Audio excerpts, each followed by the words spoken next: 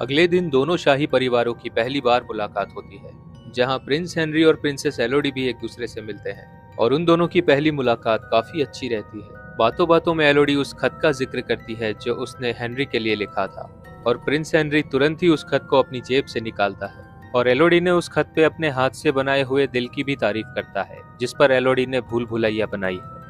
जिसके बाद वो दोनों घुड़सवारी के लिए भी जाते हैं, जहां प्रिंस हेनरी एलोडी को अपनी पूरी सल्तनत घुमाते हैं। और उसी दौरान महल में लॉर्ड बेफोर्ड और क्वीन इजाबेल की बातचीत के बाद लेडी बेफोर्ड लॉर्ड बेफोर्ड से मिलने जाती है, जहां लॉर्ड बेफोर्ड क्वीन से हुई मुलाकात के बाद कुछ मायूस लग रहे हैं, लेकिन वो लेडी बेफोर्ड को इसके बारे में कुछ भी नहीं बताते हैं। और जब लेडी बेफोर्ड क्वीन इजाबेल से मिलने जाती है, तब क्वीन इजाबेल लेडी बेफोर्ड को बहुत ही ज्यादा बेइज्जत करती है।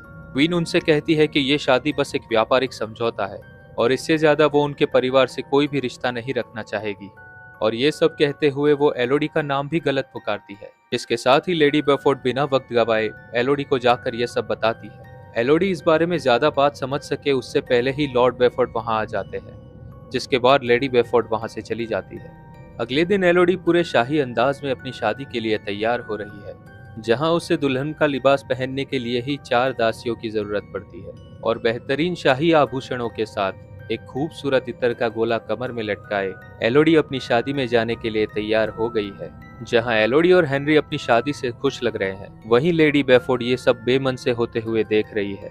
शादी के बाद एलोडी अपने परिवार को अलविदा कहती है, और उसके साथ ही औरिया सल्तनत के शाही रिवाजों को निभाने के लिए उस पहाड़ी पर जाते हैं, जिस पहाड़ी पर एलोडी ने उस रात आग जलते हुए देखी थी, जहां पर पहले से ही शाही परिवार के कुछ लोग उनके स्वागत के लिए खड़े हैं। और वहां खुद क्वीन इजाबेल एलोडी का स्वागत करती है, और स्वागत के तौर पर एलोडी के हाथ में एक सोने का सिक्का देती है। और वहीं गुफा में एक गहरी खाई के ऊपर बने छोटे से ब्रिज को पार करके अपने पूजा स्थल के पास ले जाती है, और उस दौरान अपने राजा और ड्रैगन की कहानी सुनाते हुए बताती है कि राजा ने अपनी प्रजा की जान बचाने के बदले ड्रैगन से अपनी 3 बेटियों की जान का सौदा किया था। और उस दौरान क्वीन शाही रिवाज के तौर पर एलोडी और हेनरी के हाथ में चाकू से घाव करती है, और उन दोनों के घाव को मिलाकर एलोडी को अपने शाही खून के तौर पर स्वीकार करती है। जिसके बाद क्वीन एलोडी से उस सोने के सिक्के को गुफा में फेंकने को कहती है। जिसके बाद प्रिंस हेनरी एलोडी को अपनी गोद में उठा लेता है और उसे अपनी आंखें बंद करने को कहता है।